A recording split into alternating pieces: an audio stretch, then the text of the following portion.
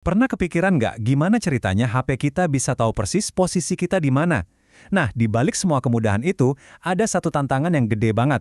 Gimana caranya kita nentuin satu titik aja di planet yang, terus muter dan bentuknya pun nggak bulat sempurna? So, gimana caranya kita bisa dapat lokasi yang presisi banget di planet yang serba-gerak ini? Nah, ini nih pertanyaan inti di balik semua teknologi GPS yang kita pakai sehari-hari. Yuk kita bedah bareng-bareng jawabannya. Oke, ini dia roadmap kita.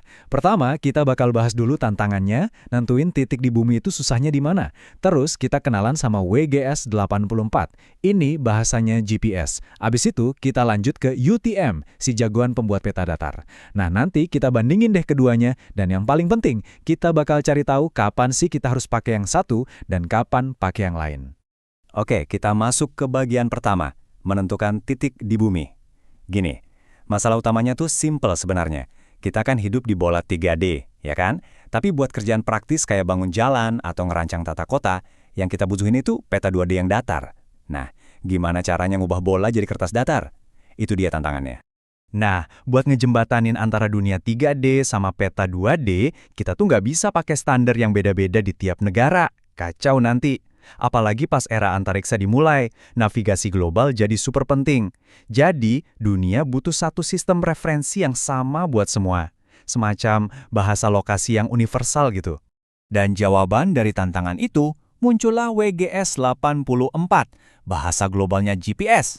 Yup, inilah sistem yang diam-diam kerja di belakang layar setiap kali kita buka Google Maps atau aplikasi peta lainnya di HP. Jadi apa sih sebenarnya WGS-84 itu? Kepanjangannya itu World Geodetic System 1984. Simpelnya, ini adalah sistem referensi geodetik global yang jadi standar buat nentuin lokasi dimanapun pakai 3 elemen, lintang, bujur, sama ketinggian. Anggap aja ini kayak fondasinya dari semua sistem GPS yang ada di dunia. Coba deh lihat di sini. Ini kunci dari WGS-84. Titik nolnya itu bukan di Greenwich, London, atau dimanapun di permukaan bumi, tapi benar-benar di pusat massa bumi. Inilah yang bikin sistem ini bisa berlaku secara global. Semua, mulai dari GPS di HP kita, sampai sistem navigasi pesawat tempur NATO, semuanya pakai standar ini. Dan soal akurasi, wah jangan ditanya, bisa sampai kurang dari 2 cm. Gila kan?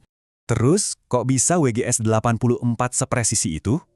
Jawabannya, matematika. Angka-angka yang Anda lihat di tabel ini tuh ibarat resep rahasia buat ngedefinisiin bentuk bumi.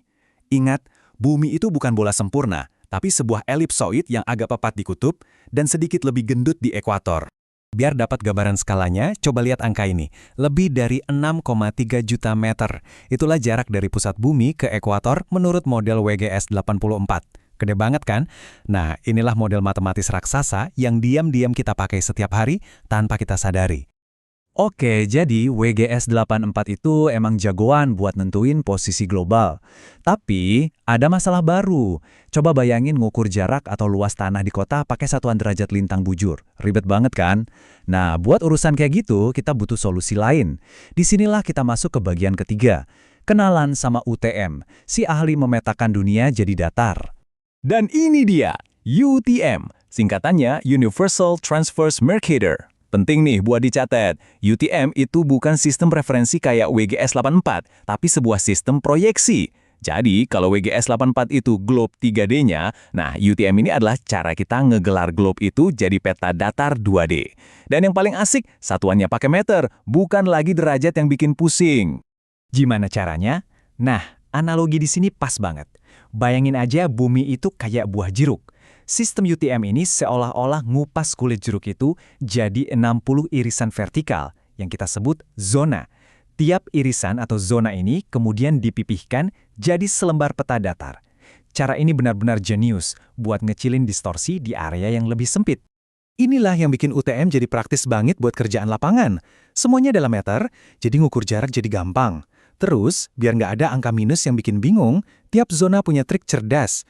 Titik meridian tengahnya itu selalu dikasih nilai 500.000 meter. Ada juga yang namanya false northing, buat belahan bumi selatan. Hasilnya, kita dapat peta datar yang akurasinya tinggi banget buat area-area lokal. Contoh paling dekat, ya Indonesia.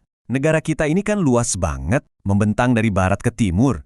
Saking luasnya, wilayah Indonesia itu melintasi 9 zona UTM yang beda-beda. Ini bukti nyata gimana sistem zona ini dipakai di lapangan buat ngejaga akurasi peta dari Sabang sampai Merauke. Oke, sekarang kita udah kenal sama WGS 84 dan UTM secara terpisah. Biar makin jelas, yuk kita aduk langsung keduanya, side by side. Kita masuk ke bagian 4, WGS 84 lawan UTM, perbandingan langsung. Nah, tabel ini ngerangkum semuanya.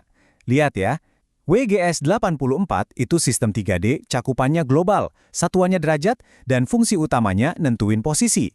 Sebaliknya, UTM itu 2D, cakupannya lokal per zona, satuannya meter, dan fungsi utamanya buat ngukur jarak dan luas. Jadi ingat ya, ini bukan soal mana yang lebih bagus, tapi soal mana alat yang pas buat pekerjaan yang mana. Kutipan ini benar-benar nangkep inti hubungannya. WGS 84 itu adalah datum alias fondasi globalnya. Nah, UTM itu adalah sistem proyeksi yang dibangun di atas fondasi WGS 84 tadi. Jadi, nggak ada WGS 84, ya nggak ada UTM. UTM itu cuma salah satu dari banyak cara buat ngerjimahin si globe 3D WGS 84 jadi peta 2D yang bisa kita pakai buat ngukur. Oke, teorinya udah cukup, sekarang kita masuk ke bagian yang paling praktis, yang paling penting. Jadi, kapan kita pakai WGS 84 dan kapan kita pakai UTM? Nah, ini dia panduan singkatnya. Aturannya simpel banget kok. Pakai WGS 84 kalau Anda butuh tahu posisi dalam skala global. Contohnya, navigasi GPS, penerbangan, atau pas bikin peta dunia. Nah, sebaliknya, pakai UTM kalau Anda butuh akurasi tinggi buat pengukuran di level lokal. Misalnya buat ngitung jarak proyek konstruksi, ngukur luas lahan, atau pemetaan kota. Ingat aja, global lawan lokal, posisi lawan pengukuran. Jadi, kalau dari semua obrolan kita ini Anda cuma mau ingat satu hal, ingat aja ini. WGS 84 itu buat ngejawab pertanyaan di mana secara global. Sedangkan UTM buat ngejawab pertanyaan berapa meter jaraknya, berapa hektar luasnya secara lokal. Udah sesimpel itu.